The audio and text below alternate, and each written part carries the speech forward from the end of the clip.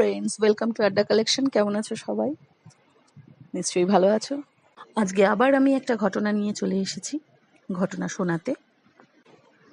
আমি হিন্দুস্তান কেবলসে থাকতাম। হিন্দুস্তান কেবলস ছোট শহর। এখানে এমপ্লয়িজ হোস্টেল আছে, প্রায় 50টা ঘর। এখানে আমার ছোটবেলার সময়টা কাটে। আমি যখন হোস্টেলে আসি তখন খুবই ছোট, নতুন স্কুল কেজি 1-এ পড়ি। আর যখন হোস্টেল ছাড়ি তখন আমার মাধ্যমিক কমপ্লিট করে ছাড়ি, মানে বোঝাই যাচ্ছে প্রায় 11টা বছর আমি হোস্টেলে কাটাই। আমি, আমার পাপা আর আমার মামুনি আমরা থাকতাম 7 নম্বর রুমে। এরকমই এখানে 50টা রুম আছে।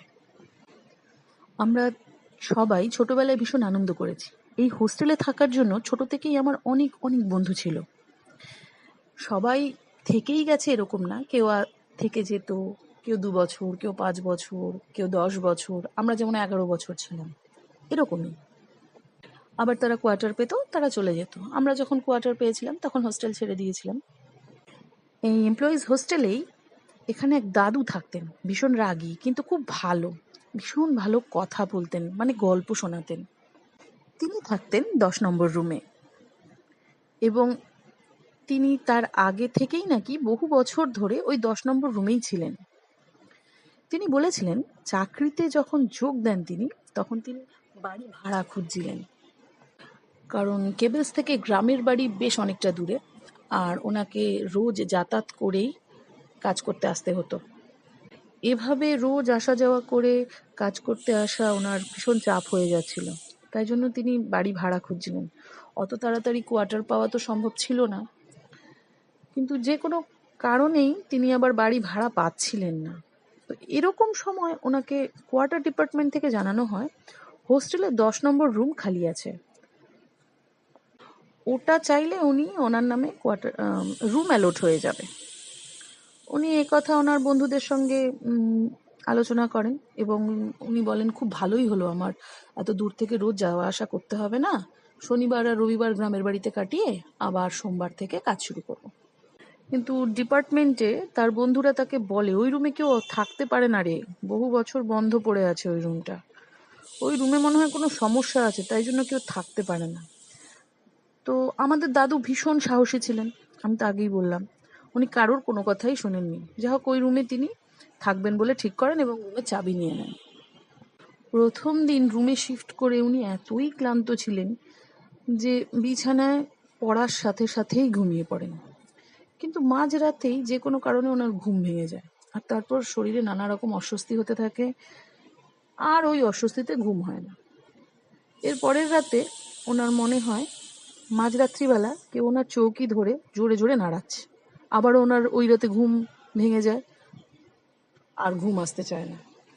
এবার তারপরের রাতে তার মনে হয় মাঝরাত্রিবেলা কেউ যেন তার ঘরে হেঁটে বেড়াচ্ছে, অথচ তিনি যতবারই আলো জ্বালছেন কাউকে দেখতে পাচ্ছেন না। তার যেন মনে হচ্ছে সারা ঘর জুড়ে কেউ পায়চারি করে বেড়াচ্ছে। আবার তার ঘুম ভেঙে যায়। ঘুম ভেঙে গেলেও ঘুমটা আসতে চায় না বলেই তার সমস্যাটা হয়। উনি প্রায় মাঝরাত্রিবেলা থেকে প্রত্যেক দিনই জেগে থাকতেন। এভাবে বেশ কয়েকদিন চলতে থাকলো। তারপরে উনি ঠিক করলেন গ্রামের বাড়িতে যাবেন। এবার সেদিন মাঝরাত্রিবেলায় হঠাৎ উনি আলো জ্বেলে দেখেন ঘরের মধ্যে রক্তের পায়ের ছাপ। সারা ঘরেই এরকম রক্তের ছাপ। ডিউটিতে গিয়ে উনি সেদিন সকালে ওনার এক বন্ধুকে ঘটনাটা পুরোটা জানায়।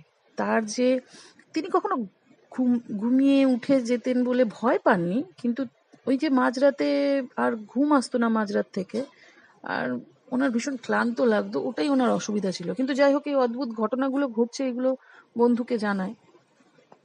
তখন সেই বন্ধুটি আমার দাদুকে জানায় যে ওই রুমে বছর কয়েক আগে একটি ছেলে থাকতো। ছেলেটির খুব ধার দেনা হয়ে গিয়েছিল, তাই মাঝে মাঝেই দেনাদাররা তাকে তাগাদা দিত টাকা ফেরত দেওয়ার জন্য। কিন্তু টাকা শোধ দেওয়ার মতো অবস্থা ছেলেটার ছিল না, অথচ দিন দিন ধার দেনা তার বেড়েই যাচ্ছিল। এমন সময় কোনো এক রাত্রে কোনো এক দেনাদার আসে তরোয়াল নিয়ে, হয় টাকা দে, নালে আজ তোকে মরতে হবে। ছেলেটি বাঁচার আপ্রাণ চেষ্টা করে। ছেলেটি তার কাছে বহুবার কাকুতি মিনতি করে, কিন্তু রাগের জেরে দেনাদার তরোয়াল দিয়ে ছেলেটির মাথা কেটে দিয়ে চলে যায়। এরপর থেকেই ওই রুমে কেউই থাকতে পারেনি। যারাই থেকেছে 2 দিনের মধ্যেই ঘর ছেড়ে দিয়েছে, তাই রুমটি বন্ধই থাকতো। দাদু এসব শুনে সেদিন তার গ্রামের বাড়ি চলে যায়, যেরকম ঠিক করেছিল, এবং বাড়িতে তার এক বন্ধুর কাকুকে ওই পুরো ব্যাপারটা জানায়। কাকু কিন্তু ছিলেন তান্ত্রিক। আমার দাদুর ওই বন্ধুর কাকুটি ছিলেন তান্ত্রিক। কাকু বলেন 2 দিন পর সকালে ওনার সাথে দেখা করতে। সেই মতো দাদুও 2 দিন পর ওনার সাথে সকালবেলায় গিয়ে দেখা করেন।